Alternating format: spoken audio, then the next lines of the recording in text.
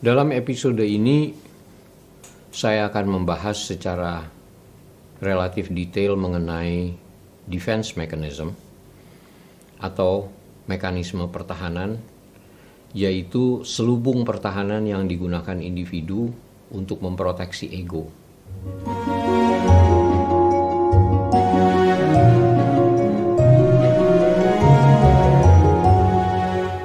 Ego atau jati diri individu apabila tidak diproteksi dia akan merasa terancam. Apa misalnya ancamannya? Ancaman rasa malu, ancaman cemooh sosial, ancaman kritik dari sosial. Selubung pertahanan ini bentuknya seperti perilaku pura-pura, seperti perilaku simbolis, seperti perilaku yang bisa diterima masyarakat, dalam upaya untuk juga memenuhi dorongan-dorongan kebutuhan kesenangan yang dimiliki oleh ego. Jadi sekali lagi, kalau Freud dasarnya adalah pleasure principle, mencari kesenangan, lalu ego yang mengatur dengan cara apa kesenangan itu bisa dicapai. Pada prinsipnya, mekanisme pertahanan atau defense mechanism ini dibagi atas 3 tingkatan, yaitu tingkatan yang paling primitif, tingkatan yang tidak begitu primitif, less primitive, lebih dewasa, dan yang relatif cukup dewasa. Apa yang membedakan keprimitifan dan kedewasaan ini adalah kematangan pertimbangan penerimaan sosial atas dirinya. Mungkin dari penjelasan lebih lanjut, saya bisa lebih membedakan yang dimaksud yang primitif, tidak begitu primitif, dan yang lebih matang atau lebih mature. Misalnya, denial atau penyangkalan itu adalah salah satu bentuk mekanisme pertahanan atau defense mechanism yang primitif. Orang yang menyangkal, dia mengambil sesuatu, seorang anak mengambil sesuatu, mengambil kue di meja, lalu ditanya, kamu yang ambil kue itu? Enggak, gitu. Itu primitif. Ya, jadi sangat sederhana bentuknya. Lalu kemudian juga ada yang sifatnya primitif, dikenal sebagai regression. Istilah regresi atau regression ini terkait kepada tahap perkembangan yang lebih rendah. Jadi kalau misalnya orang dewasa pada saat mengalami konflik satu sama lain, terus kemudian dia terkalahkan dengan konflik itu, kalah berdebat, kalah berpendapat, kemudian dia melarikan diri, dia nangis pulang ke rumah orang tua misalnya. Ya, suami istri sudah dewasa, sudah menikah, ada sedikit konflik, kemudian lari pulang ke rumah orang tua. Ini tindakannya seperti anak kecil, dan ini dikenal sebagai regresi. Jadi kembali menjadi seperti anak kecil. Orang yang ngambek itu juga, merajuk itu juga tindakannya merupakan bentuk regresi. Jadi tadi ada satu denial, menyangkal, kemudian regresi. Menyangkal termasuk di dalamnya berbohong, ya. Yang lainnya adalah acting out. Acting out ini boleh dikatakan kalau di dalam bahasa Indonesia ya berulah macam-macam gitu, acting out. Jadi guna mencari perhatian, anak ini misalnya seorang anak di sekolah atau seorang siswa di sekolah, dia membuat gara-gara, menjadi seorang troublemaker. Dia acting out untuk mencari perhatian. Ini adalah primitive defense mechanism. Kenapa namanya defense mechanism? Kenapa namanya mekanisme pertahanan? Mekanisme pertahanan ini tadi saya katakan bertujuan untuk melindungi ego dari ancaman sosial. Sehingga apa yang dia lakukan itu masih bisa diterima oleh lingkungan sosial. Jadi kalau misalnya dia marah kemudian dia melakukan pengerusakan macam-macam, dia menjadi crime, menjadi destruktif, mungkin dia ditangkap. Dan untuk menghindarkan itu, dia tidak melakukan pengerusakan langsung, tetapi dia melakukan aksi coret-coret misalnya. Ini juga termasuk acting out. Lalu kemudian disosiasi.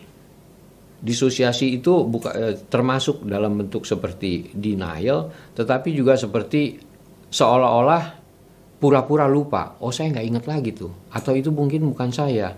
Atau mungkin saya seolah-olah sedang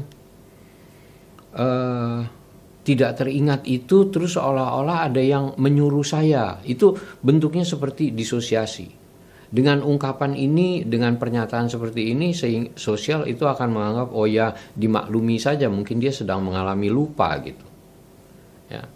Kemudian ada bentuk-bentuk seperti compartmentalization. Jadi di kompartemen, ini bagian ini tidak sama dengan bagian itu. Seringkali ini juga bentuknya seperti bentuk rasionalisasi. Tapi bentuk rasionalisasi itu lebih sifatnya rasional pada tingkat yang lebih matang. Jadi kalau mencari alasan sebetulnya, mencari alasan kenapa suatu tindakan itu dilakukan, dan mencari-cari alasan yang bisa diterima oleh lingkungan sosial.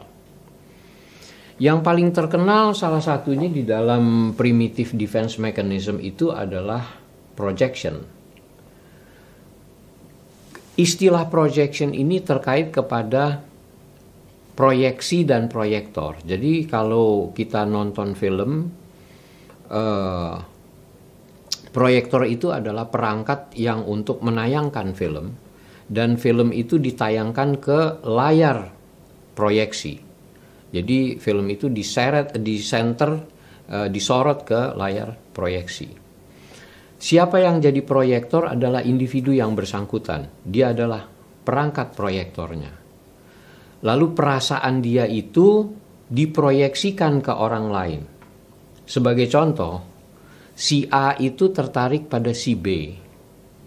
Tetapi si A tidak mau mengakui dirinya tertarik pada si B karena alasan tertentu. Mungkin karena alasan malu, mungkin karena alasan takut ditolak oleh si B. Lalu dia memproyeksikan perasaan sukanya pada si B itu, seolah-olah menjadi dia membalik keadaan.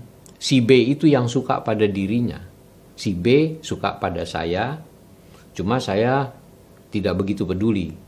Padahal sesungguhnya si A, sayalah yang suka pada si B, dan saya takut tidak dipedulikan oleh si B. Itu yang dinamakan sebagai proyeksi. Ya, ini diputar balik seperti itu. Lalu yang berikut adalah yang dikenal sebagai reaction formation atau formasi reaktif. Formasi reaktif ini bentuknya seperti benteng, melindungi sesuatu yang sesungguhnya dipalsukan perasaannya. Yang sering terjadi adalah sikap proyektif orang tua terhadap anak. Orang tua itu wajar kalau orang tua itu seringkali mengalami kecemasan. Kecemasan karena perilaku anaknya yang sedang mengalami proses penyesuaian diri di lingkungan sosial. Orang tua itu cemas anaknya mengalami bencana ini, bencana itu, sehingga dia bertujuan untuk melindungi anaknya. Tetapi tindakan melindungi ini dilakukan secara reaktif, secara berlebihan. Sehingga apa yang terjadi pada diri orang tua terhadap anak adalah menjadi overprotective. Dan anak tidak boleh pergi ke sana, anak tidak boleh pergi ke sini, anak tidak boleh pergi ke sana, ke situ. Lalu si anak merasa dirinya terbelenggu. Si anak merasa dirinya terbelenggu, dia melakukan protes kepada orang tuanya, saya seperti dikurung di dalam rumah. Akan tetapi orang tua kemudian melakukan defense atau mekanisme pertahanan, bahwa tujuannya dia melindungi anaknya ini karena dia merasa sayang pada anaknya, tanpa dia menyadari bahwa dia melakukan tindakan overprotective terhadap anak. Ini adalah bentuk reaction formation. Dan ini termasuk primitive defense mechanism karena bentuknya defense mechanism yang sangat sederhana. Lalu ada yang less primitive, tidak begitu primitif. Ada sedikit perkembangan lain. Antara lain adalah repression. Repression ini sebetulnya dorongan-dorongan alam ketidaksadaran itu belum sepenuhnya muncul ke kesadaran, tetapi dicegah oleh penjaga, oleh guardian dari kesadaran. Saya pernah menjelaskan bahwa dorongan ketidaksadaran ini, energi dorongan ketidaksadaran ini juga dikenal sebagai kateksis. Dan sebelum dia kathart, sebelum dia muncul ke kesadaran, dia dibendung dulu atau disaring dulu oleh anti kateksis. Jadi anti kateksis yang mengatakan, oh kamu nggak boleh keluar ke kesadaran karena bisa mencemarkan, bisa memalukan, bisa merugikan, dan lain-lain. Akibatnya dorongan itu belum sampai muncul dan sudah ditekan lagi ke alam ketidaksadaran. Seorang anak misalnya, seorang anak merasa berkompetisi dengan orang tuanya, ingin melawan orang tuanya, ingin mengalahkan orang tuanya, mau marah kepada orang tuanya, tapi itu tidak layak. Rasanya kesal, tidak layak untuk marah. Belum sampai dia marah, dia ditekan lagi ke alam ketidaksadaran, sehingga kemarahannya itu mengendap di alam ketidaksadaran. Dia mengalami represi. Lalu kalau sudah mengendap di alam ketidaksadaran, apakah dia menghilang? Tidak. Semua dorongan alam ketidaksadaran itu tidak pernah menghilang. Dia tidak pernah memudar. Dia hanya mengendap. Pada suatu saat tertentu dia akan mungkin muncul dalam bentuk-bentuk tertentu seperti bentuk simbolis, bentuk perumpamaan, bentuk analog, atau dia tetap mengendap di alam ketidaksadaran dan dia akan muncul di dalam bentuk-bentuk seperti mimpi atau fantasia atau lamunan atau dikenal sebagai daydreaming. Ini adalah bentuk penekanan alam ketidaksadaran yang terus-menerus mengendap. Jadi alam ketidaksadaran itu memang seharusnya disalurkan. Ada katalis, ada katalisator untuk menyalurkan dorongan alam ketidaksadaran, namun disalurkan secara lebih layak ke dalam lingkungan sosial. Yang berikutnya adalah displacement. Displacement adalah, kalau kita terjemahkan ini, salah tempat. Jadi seseorang itu mengalami tekanan dan dia ingin membalas tekanan, tapi dia tidak mampu membalas tekanan ke orang yang menekan, dia membalas ke orang yang lain. Yang sering terjadi, seorang karyawan kena marah dari pimpinan perusahaan misalnya, dia tidak bisa memarahi balik pimpinan perusahaan, dia hanya memendam rasa kesal, lalu dia pulang ke rumah dan dia marah-marah kepada istrinya, kepada anaknya. Anak istrinya yang nggak tahu apa-apa jadi korban amarah dia. Ini salah tempat gitu. Jadi si karyawan itu salah tempat memarahi orang lain yang tidak selayaknya dimarahi. Ini dikenal sebagai displacement. Ya. Di mana letak defense mechanism-nya di sini? Yang jelas dia tidak memarahi pimpinan perusahaannya. Dia menyelubungi dirinya seolah-olah dia terima dimarahi. Yang kedua, dia marah-marah di rumah. Istri dan anaknya tidak bisa menerima, tetapi adalah bisa dimaklumi di dalam suatu keluarga terjadi konflik. Jadi ini bisa diterima oleh lingkungan sosial, makanya ini dianggap sebagai defense mechanism, displacement. Ada bentuk defense mechanism lain, antara lain adalah intellectualization. Yang namanya intellectualization adalah mencari alasan yang sifatnya intelek, yang sifatnya ilmiah. Sebagai contoh, satu hal itu diilmiahkan, walaupun itu belum tentu ilmiah gitu ya. Ini adalah intellectualization. Nah, ada kesamaan, ada perbedaan satu sama lain antara intellectualization dengan rationalization. Intellectualization menyangkut intelektual yang sifatnya akademis ilmiah. Rationalization menyangkut hal yang bersifat rasional. Ketika seseorang itu melakukan pelanggaran misalnya, katakanlah seseorang yang melakukan tindakan perselingkuhan, lalu dikatakan ini adalah tindakan yang menyimpang dari moral sosial. Apa yang dia jawab mungkin dalam kajian ilmiah banyak kok yang begitu, sekian persen orang melakukan tindakan tersebut. Memang kenyataannya demikian.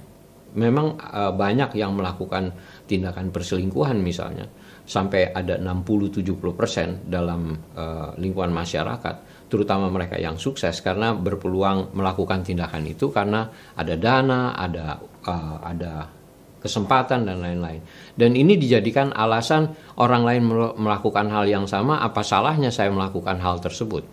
Ini termasuk intellectualization, dilengkapi dengan data, dan juga rasionalisasi atau rationalization.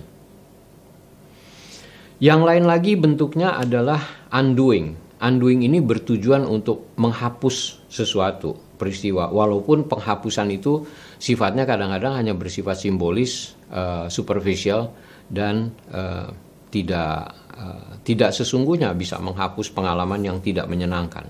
Undoing ini pembatalan sebetulnya.